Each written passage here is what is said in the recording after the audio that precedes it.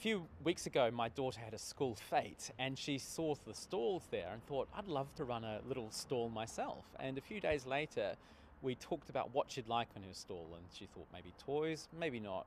Then she decided what she wanted was lemonade, to sell lemonade on her stall. So we went up to our local store, bought some lemons, found a recipe online, put the lemonade together, and then we walked down to the end of our road where there was a music festival on, and so there were lots of people passing by. We set up, and instantly smiles appeared on people's faces, and we did a roaring trade for about 30 minutes until the local enforcement officers arrived and slapped us with a £150 fine.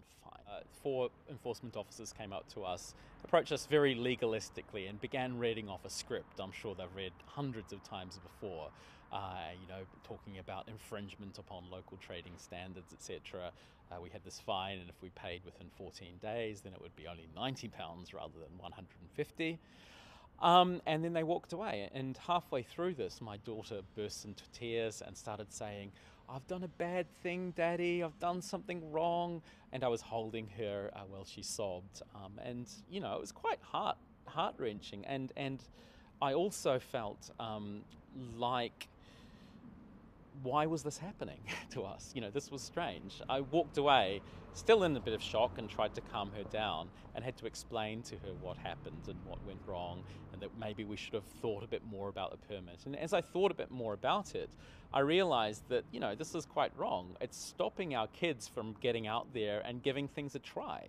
I'd love to see more kids being able to go out there during the long summer breaks, which are coming, and actually give these things a try rather than being stuck inside watching their iPads. Yeah, I guess these guys were just doing their job, and as we all know, councils are having a major funding cuts and they have to make up for that funding somehow. And one of the ways is slapping fines on everything that moves, and one of those things that moves is obviously 5-year-old kids.